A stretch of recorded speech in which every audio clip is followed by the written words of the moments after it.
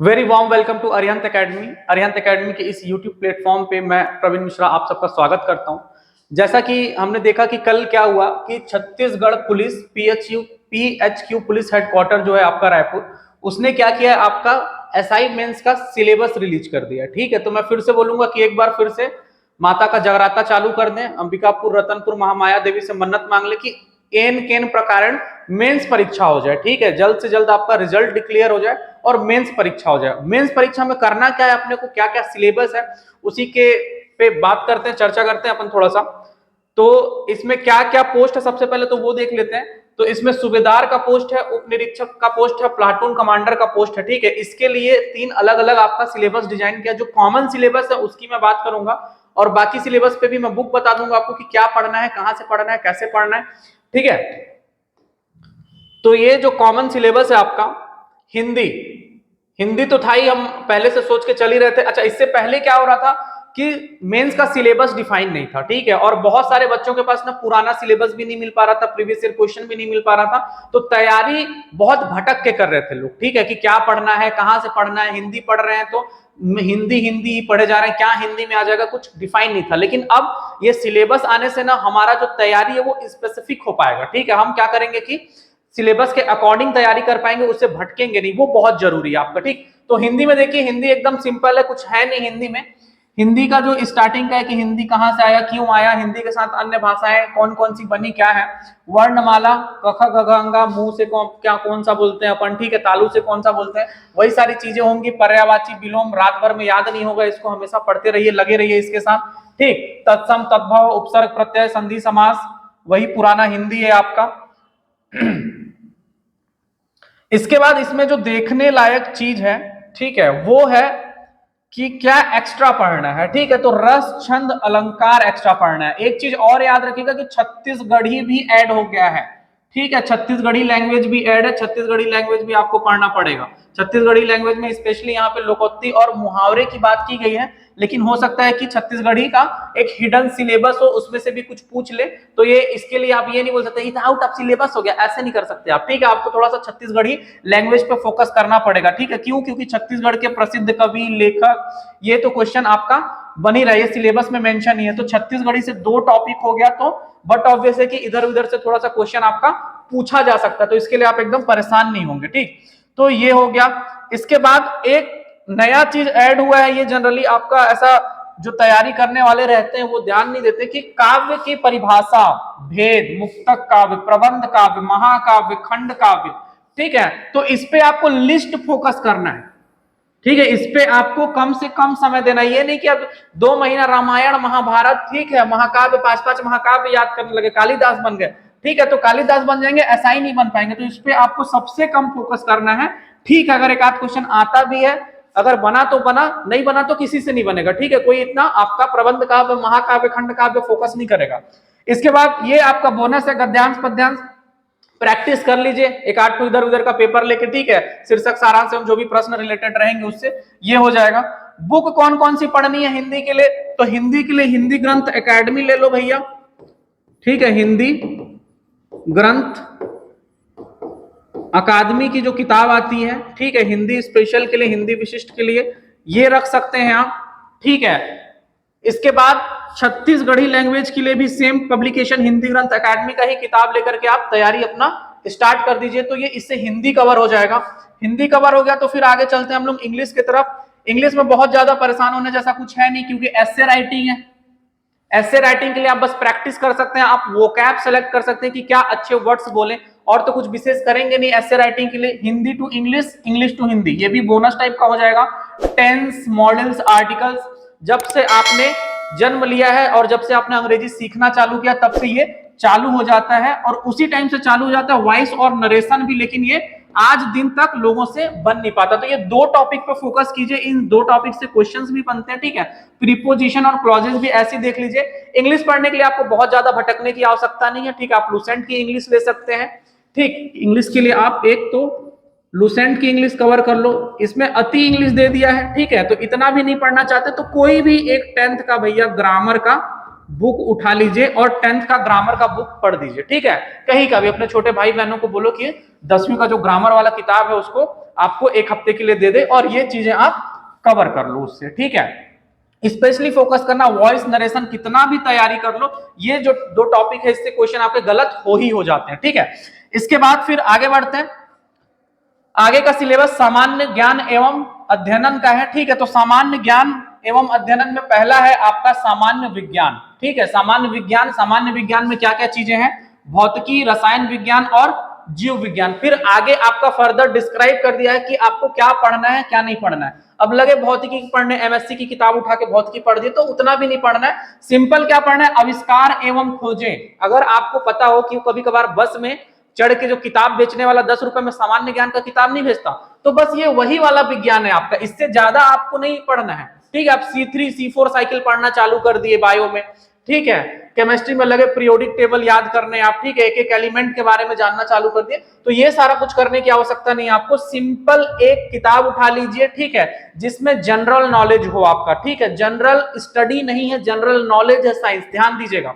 तो इसके लिए मैं आपको बोलूंगा कि ना लूसेंट का जो समग्र वाला रहता है, ठीक है, पूरा लूसेंट की जो एक बुक आती है जिसमें आपका पूरा सामान्य अध्ययन रहता है, पूरा सामान्य ज्ञान रहता है एक्चुअली, ठीक है, तो उससे इस टॉपिक को कवर करिए और उसमें भी बहुत ज्यादा डीप में जाने की जरूरत नहीं है। पूरा जो वन लाइनर टाइप का क्वेश्चन है उसको पढ़ लो, ठीक है। वन लाइनर क्वेश्चन जो भी आपका वो पढ़ लो सामान्य विज्ञान के लिए, इससे आपका सामान्य विज्ञान पूरा कवर हो जाएगा, ठीक है। तो इस वन लाइनर का आप नोट्स भी बना सकते हैं, आप कहीं वीडियो भी देख सकते हैं, आप एमसीक्यू ज्यादा से ज्यादा सॉल्व करिए, इससे ना आपकी प्रैक्टिस बहुत ज्यादा अच्छी हो जाएगी। एमसीक्यू, ठीक है, खास करके एसएससी बैंकिंग रेलवे का जो एमसीक्यू रहता है सामान्य विज्ञान से रिलेटेड, आप उसको ले लो, आप उसको देख करके बनाना चालू करो, ठीक। इसके बाद फिर आगे बढ़ जाइए, आपका प्राचीन भारत का इतिहास है, ठीक है, प्राचीन भारत का इतिहास है, आधुनिक भारत का सामान्य इतिहास है, बेसिक बेसिक चीजें पूछी जाएंगी आपसे यहाँ पे, ठीक है। यहाँ पे क्वेश्चन डीप में जाके नहीं होगा, ठीक है। अब डीप में जाके क्वेश्चन आ गया तो आपकी किस्मत खराब है बोल सकते हैं, लेकिन सिलेबस के अकॉर्डिंग है कि जनरल हिस्ट्री, ठीक है, सामान्य इतिहास की बात की जा रही है, वो सामान्य इतिहास सबसे बनता है, ठीक। इसमें एक चीज मेंशन नहीं है, मध्यकालीन इतिहास। तो अकबर, बाबर, अलाउद्दीन से मुक्ति मिल जाएगी, मध्यकालीन इतिहास इसमें नहीं है। लेकिन एक चीज याद रखना, हिडन सिलेबस नाम का भी एक चीज होता है, ठीक है, जो सिलेबस में डायरेक्टली मेंशन नहीं है लेकिन क्वेश्चन वहां से बनते हैं। अब पूछ दिया कि कुतुब मीनार कौन बनवाया था, अब लगे सर पटकने वहां डेस्क बेंच पे, क्या है गुरुजी मध्यकालीन इतिहास तो था नहीं, कैसे आ गया, ठीक है। तो मध्यकालीन इतिहास नहीं था भाई, लेकिन आर्ट एंड कल्चर के नाम पे वो आपसे पूछ सकते हैं। तो इससे जो भी साहित्य के थोड़े से क्वेश्चंस हो जाएंगे, लिटरेचर के थोड़े से क्वेश्चन हो जाएंगे, ठीक है, मॉन्यूमेंट्स के, स्मारक के जो क्वेश्चंस हो जाएंगे, थोड़ा सा देख लीजिएगा, ऊपर ऊपर से मध्यकालीन इतिहास देखने की जरूरत है, ठीक है। लड़ाई झगड़ा नहीं देखना है कि कौन किसके साथ लड़ रहा है, लेकिन मध्यकालीन इतिहास का ये थोड़ा सा आपको देखना पड़ेगा। सबसे तगड़ा चीज ऐड हुआ है स्वतंत्रता पश्चात का आपका भारत, ठीक है, स्वतंत्रता पश्चात का भारत, ये आपको जनरली नहीं पूछा जाता है, लेकिन एसआई मेंस में ये मेंशन किया गया कि स्वतंत्रता के पश्चात मतलब आफ्टर 1947, 1947 के बाद भारत में क्या घटना घटित हुई है वो आपसे पूछा जाएगा। पूछा जाएगा कि जो 552 रियासतें थी उसका विलीनीकरण कैसे हुआ, इसीलिए मेंशन है जूनागढ़, हैदराबाद, गोवा, कश्मीर का विलय कैसे किया गया। तो इसको थोड़ा सा आपको याद करने की जरूरत है, सारी चीजें फैक्ट्स में कवर होंगी, बहुत ज्यादा इसके में डीप में जाना नहीं है, ठीक है, इसको बहुत ज्यादा डीप में जाने की आवश्यकता नहीं है।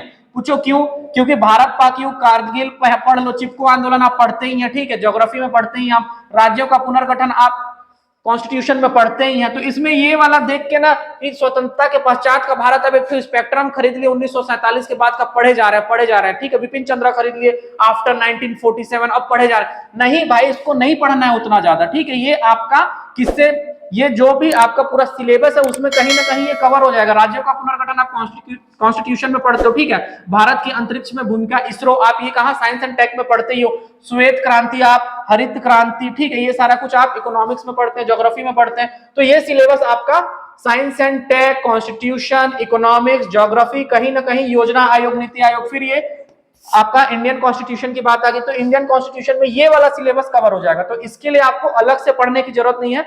जरूरत क्या है कि जहां से भी ये टॉपिक आप पढ़ रहे हैं इसका आपका खुद का नोट्स बना लो, इसका आप खुद का अपना नोट्स बना लो, ठीक है, उसको यहां से कवर कर लो। मैंने आपको हिस्ट्री और आधुनिक इतिहास के लिए कुछ नहीं बताया, तो इसके लिए आप टुटेजा उठा सकते हैं। ठीक है, टुटेजा का जो सामान्य ज्ञान आता है जिसमें आपका सब कुछ रहता है, तो बस टुटेजा का वो वाला सामान्य अध्ययन उठा लीजिए। ठीक है, जिसमें प्राचीन और आधुनिक कवर कर लीजिए और मिडिवल की वो मोटी मोटी चीजें कवर कर लीजिए, आर्ट एंड कल्चर से रिलेटेड। ठीक है, इसके बाद आपका भूगोल में आ जाते हैं, ज्योग्राफी में आ जाते हैं। तो भूगोल का एकदम सिंपल सिलेबस है, बहुत ज्यादा है नहीं। भारत के क्षेत्र फिजिकल डिवीजन आप पढ़ते ही हैं, मानसून, जलवायु, फसलें, खेती पढ़ते हैं, भारतीय शहर और स्थान प्रमुख बंदरगाह, खनिज उद्योग, बिजली संयंत्र। तो भूगोल सिलेबस से स्टिक रहिए और पढ़ लीजिए। ठीक है, कहीं से भी पेरियार की बुक उठा सकते हैं आप, महेश बर्णवाल की उठा सकते हैं, महेश बर्णवाल की उठा सकते हैं। महेश बर्णवाल बहुत ज्यादा डिस्क्रिप्टिव होता है, उतना ज्यादा नहीं फंसना आपको उसका, जो क्योंकि ये एनसीईआरटी पे बेस्ड है, तो ना ये आप पढ़ें तो इससे क्वेश्चन आने की संभावना रहेगी। ठीक है, महेश बर्णवाल। तो इसमें क्या करिए आपकी बस अपना एक नोट्स तैयार कर लीजिए। इस पूरा ये बहुत मोटी बुक है, ठीक है, बहुत डीप में है, बहुत कंसेप्चुअल है, तो उतना ज्यादा जाने की आवश्यकता नहीं। कॉन्सेप्ट आप पढ़िए मानसून का, ठीक है, कॉन्सेप्ट आप पढ़िए जलवायु का, फसलें रट लीजिए आप, ठीक है, राष्ट्रीय उद्यान रट लीजिए आप, जनसंख्या विवरण का एक अपना नोट्स तैयार कर लीजिए। ठीक, तो महेश बर्णवाल का रेफरेंस ले सकते हैं आप इसको पढ़ने के लिए भूगोल को। अर्थशास्त्र पढ़ना है तो फिर महेश बर्णवाल की वही एनसीईआरटी वाली एक अर्थशास्त्र की भी किताब आती है, वहां से आप अर्थशास्त्र पढ़ सकते हैं। ठीक है, तो ये अर्थशास्त्र की कहानी खत्म होगी। अर्थशास्त्र के बाद फिर भारतीय राजनीति। भारतीय राजनीति पढ़ने के लिए मैं आपको स्पेशली बोलूंगा कि पढ़ना एम लक्ष्मीकांत ही है, पढ़ना एम लक्ष्मीकांत ही है, लेकिन टॉपिक से स्टिक होकर, हिलना नहीं है वहां से। ठीक है, टॉपिक से स्टिक होकर वो भी अपना नोट्स कैसा बनाना है आपको, वन लाइनर बनाना है। ठीक है, यहां पे कॉन्सेप्ट पूछे जाने की संभावना रहेगी, तो इसलिए एम लक्ष्मीकांत प्रीफर करिए। यहां पे कॉन्सेप्ट पूछा जा सकता है, यहां पे आपके तथ्यात्मक क्वेश्चन फ्रेम किए जा सकते हैं, आपको घुमाया जा सकता है कॉन्स्टिट्यूशन के क्वेश्चंस में। तो इसलिए भारतीय राजनीति को अच्छे से पढ़िए, इसका वेटेज भी अच्छा ही रहता ये अच्छा। और अर्थशास्त्र को ना करंट से रिलेट करके पढ़ने का है अपने को। ठीक है, अर्थशास्त्र के लिए करंट अफेयर से रिलेट कर लीजिए, मुद्रास्फीति अभी क्या है, वर्तमान में क्या बैंक दर है, रेपो दर है, दुनियादारी की चीजें आप थोड़ा सा इसको करंट अफेयर से रिलेट करके पढ़िए। तो इंडियन जीएस में इतने ही चीजें हैं। ठीक है, इंडियन जीएस में आपका इतना ही चीजें हैं। ठीक है, क्या क्या मेन चीजें अपन देखें तो सामान्य विज्ञान के लिए मैंने वही बताई दिया, फिर इतिहास है, और ये इसके लिए आपको अपना नोट्स प्रिपेयर करना है। जहां से भी आप पढ़ रहे हैं टॉपिक वाइज अपना एक नोट्स बना लीजिए। इसकी किताब खोजने के पीछे मत पागल हो जाना, और इसकी किताब से पढ़ना भी नहीं है इसको। ठीक है, इसकी किताब से इसको नहीं पढ़ना है। भूगोल अर्थशास्त्र के लिए आप महेश बर्णवाल प्रीफर कर लीजिए, अपना एक नोट्स बना लीजिए वन लाइनर टाइप का। भारतीय राजनीति के लिए एम लक्ष्मीकांत लीजिए, वहां से अपना नोट्स बना लीजिए। ठीक, इसके आगे आते हैं फिर सामान्य ज्ञान और करंट अफेयर्स। ठीक, तो सामान्य ज्ञान और करंट अफेयर्स के लिए मैं अर्जुना प्रीफर करता हूं, और यही मैं बताता भी हूं। ठीक है, अर्जुना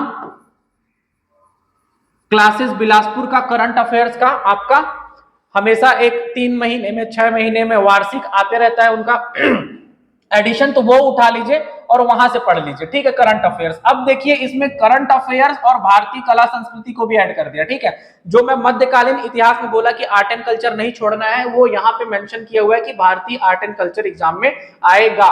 ठीक है, और बाकी आपका करंट अफेयर से रिलेटेड है।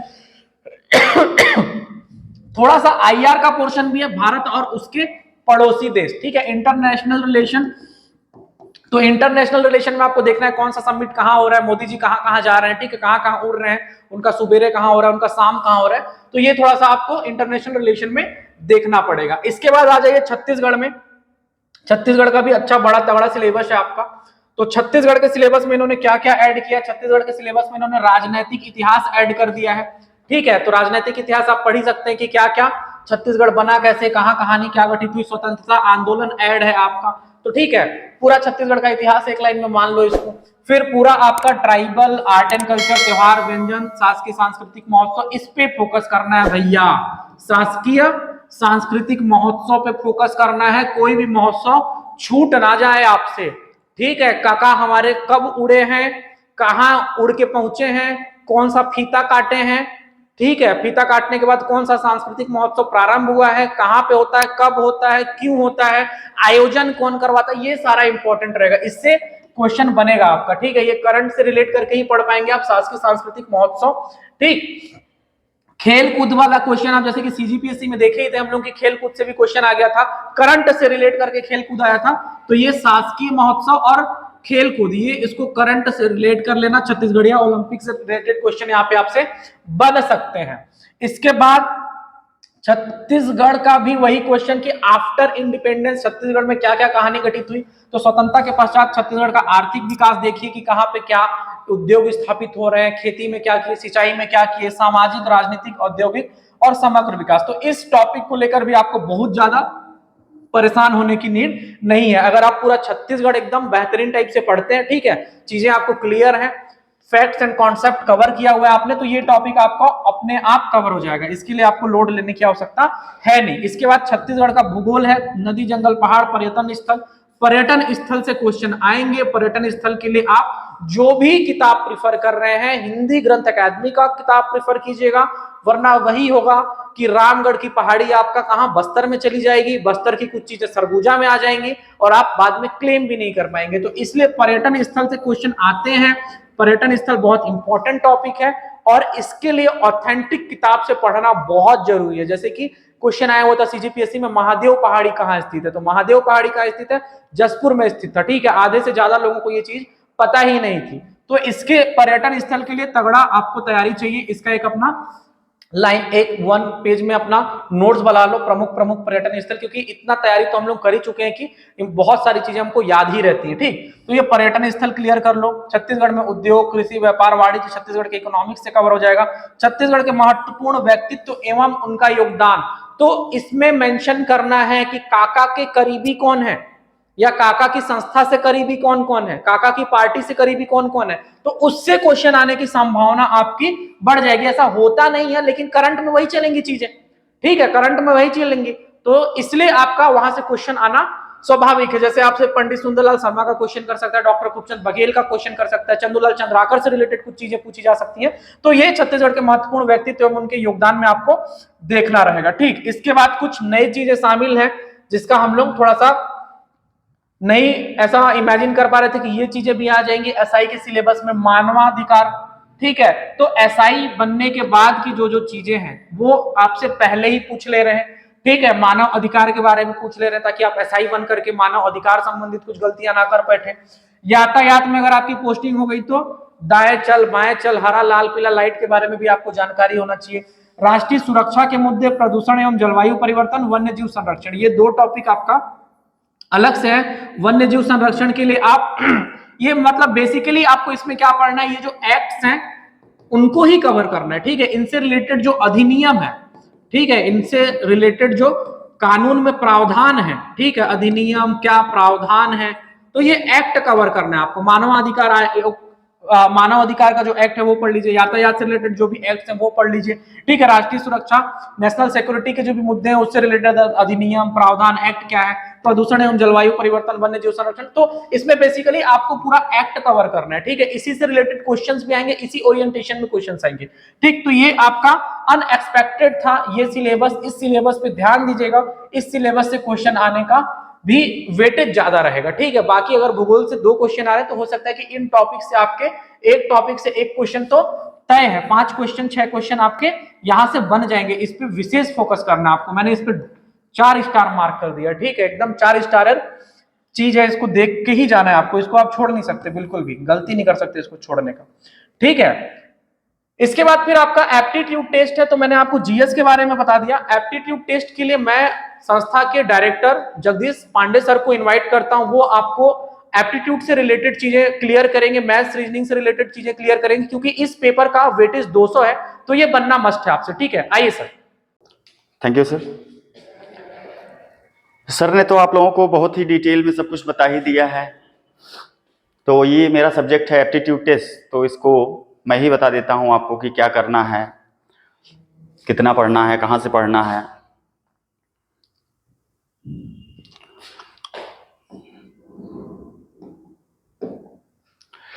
देखिए इसमें क्या है, एप्टीट्यूड टेस्ट। एप्टीट्यूड इसमें देखिए मैथ्स बिल्कुल अलग चीज होती है, एप्टीट्यूड बिल्कुल अलग चीज होता है। ये मैं अपनी क्लास में बताते रहता हूं कि एप्टीट्यूड क्या होता है। तो ये एप्टीट्यूड में आपका रीजनिंग और जो क्वांटिटेटिव एप्टीट्यूड है जिसको हम मैथ्स बोलते हैं, मैथ्स और रीजनिंग, वो दोनों है। ये 200 नंबर का पेपर है और यही पेपर आपको रिजेक्शन या सिलेक्शन दिलाएगा। अब क्यों ऐसा है? क्योंकि इतिहास भूगोल का क्या है, जीएस वाला जो पार्ट है वो ठीक है, अगर आसान आया तो सब बच्चे बना सकते हैं उसको, अगर डिफिकल्ट आ गया, मुश्किल आ गया तो किसी से नहीं बनता। तो ये क्या है, ये सबसे बनेगा, ये ना आसान होता है ना ये मुश्किल होता है, ये आपने पढ़ा हुआ है, अच्छे से प्रैक्टिस कर रखा है तो आप 200 का 200 करके आओगे। 200 नंबर का है ये, ठीक है ना। ये पेपर जो है आपका एप्टीट्यूड टेस्ट, ये 200 नंबर का है। अगर आपने ढंग से पढ़ रखा है तो 200 का 200 यहां से होना तय है। जीएस में ऐसा बिल्कुल नहीं है, डिफिकल्ट आ गया, पेपर मुश्किल आ गया तो किसी से नहीं होगा। लेकिन इसमें क्या डिफिकल्ट करेगा, देखिए क्या है, पहला टॉपिक क्या ले रखा है, पहला टॉपिक ले रखा है एनोलॉजी, एनोलॉजी है, ठीक है। अब एनोलॉजी में क्या ही मुश्किल पूछ लेगा, क्या ही मुश्किल पूछ लेगा, कुछ भी नहीं पूछा जा सकता, ठीक है। तो ये देखना कि सादृश्यता किसका, अक्षर और संख्या का हो जाएगा, प्रतीक का हो सकता है, या आपको कोई इमेज दिया जा सकता है, या अर्थ आधारित दिया जा सकता है। ये 3-4 टाइप का होता है एनोलॉजी, मैं इसको अच्छे से करा देता हूं। सेकंड कोडिंग डिकोडिंग है।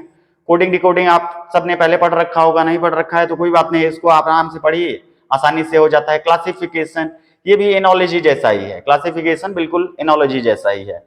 ये सीरीज है, सीरीज बहुत ही आसान टॉपिक होता है, अगर ढंग से मैं बता दिया जाए इसको तो आप, हाँ सीरीज में 4-5 क्वेश्चन अगर आए तो आप 5 के 5 आसानी से कर सकते हो। रैंकिंग है, रैंकिंग है बिल्कुल एकदम सिंपल सा टॉपिक होता है रैंकिंग, ठीक है। ये दिशा और दूरी है, दिशा और दूरी बिल्कुल आसानी से आप, हर बच्चा बना लेता है दिशा और दूरी। अनुपलब्ध संख्याएं, कोई मिसिंग नंबर कर देगा, मिसिंग नंबर वाला एक सवाल आ जाएगा। हाँ ये है, देखो मिसिंग नंबर वाला, अनुपलब्ध संख्याएं, संख्याएं और मालाधारित आव्यूह आरेख। ऐसा क्या होता है ना, टेबल बना देता है, टेबल बना देता है, टेबल में से कोई एक नंबर गायब रहेगा, क्वेश्चन मार्क रहेगा, उसकी जगह बताना रहेगा। वेन डायग्राम है, मतलब ये देख रहे हो ना सारा ऊपर से स्टार्टिंग से अभी तक ये 10 टॉपिक पूरा, ये पूरा क्या है यहाँ तक पहेली तक, ये पूरा रीजनिंग है, रीजनिंग। ये देखो डेटा पर्याप्तता, डेटा सफिशियंसी इसको इंग्लिश में हम लोग बोलते हैं, 11वां टॉपिक डेटा पर्याप्तता, डेटा सफिशियंसी, ठीक है। ये गैर मौखिक होता है, non verbal, non verbal reasoning का पार्ट होता है। इसमें paper cutting, folding, cube, dice गिनती ऐसा बना देता है कि कितने ट्रायंगल हैं, कितने स्क्वायर हैं, कितने, ये गिनती विनती वाला होता है, ठीक है। ये बहुत आसान होता है सारा, मतलब बिल्कुल इजी है, सारा रीजनिंग का टॉपिक है। यहाँ डेटा सफिशियंसी ये जो है, ये घन, डाई, संगणती, संचालन आदि, ये डेटा सफिशियंसी जो है ये मैथ्स में भी कई बार आ जाता है और रीजनिंग में भी आ जाता है। उसके बाद देखिए 13वां टॉपिक जो है ये यहाँ से पूरा ये मैथ्स वाला है, मात्रात्मक योग्यता, क्वांटिटेटिव एप्टीट्यूड, यही है क्वांटिटेटिव एप्टीट्यूड। अब इसमें क्या पढ़ना है हम लोगों को, ये देखो सिंप्लीफिकेशन है, दशमलव भिन्न है, अनुपात समानुपात है, प्रतिशतता है, औसत है, लाभ हानि है, ठीक है, काम समय है, मेंसुरेशन है, समय और दूरी है, और ये समीकरण है, मतलब अलजेब्रा है सिंपल।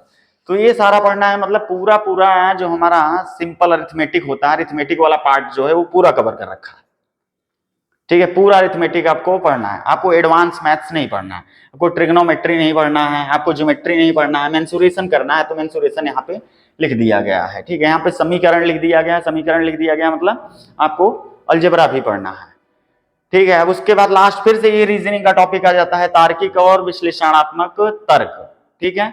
कैलेंडर एक टॉपिक लिखा हुआ है, कैलेंडर बढ़ा दूंगा मैं अच्छे से आप लोगों को। रिश्तों की समस्याएं, लाइन ग्राफ, पाई चार्ट, ये सब आ जाएगा, ये सब लाइन ग्राफ, पाई चार्ट ये इसमें आ जाएगा आपका। हाँ चलिए ठीक है, सारा ये मैथ्स का ही है, इसके रीजनिंग में नहीं लेंगे, लाइन ग्राफ, पाई चार्ट वगैरह ये मैथ्स का पार्ट है, ये मैथ्स में आ जाएगा। कैलेंडर रीजनिंग का पार्ट है, रीजनिंग में आ जाएगा।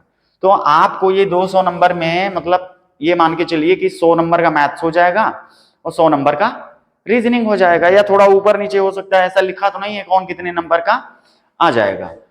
तो इसके बाद का क्या है सिलेबस, हाँ इसके बाद जो स्पेशल कुछ उनकी रिक्वायरमेंट थी उसके लिए, ठीक है ना, वो जो स्पेशल वाला टॉपिक दिया हुआ था, जैसे प्लाटून कमांडर वगैरह के लिए कुछ शायद स्पेसिफिकेशन था, तो ये अलग से पढ़ना है उन्हीं बच्चों के लिए जिन्होंने अलग से ये फॉर्म भर रखा होगा, वो दे रखा होगा कि हाँ हमें ये करना है वाला, फिजिक्स, केमिस्ट्री और मैथ, ये सबको कॉमन नहीं है, ये सबको नहीं पढ़ना है। तो इस बात का पूरा ध्यान रखना है, कहीं आप पढ़ने बैठ गए मैथ्स में trigonometry, matrices, determinants, continuity, application of derivatives, integral, ये सब 12th वाला मैथ्स है, ये सब नहीं पढ़ना है आप लोगों को।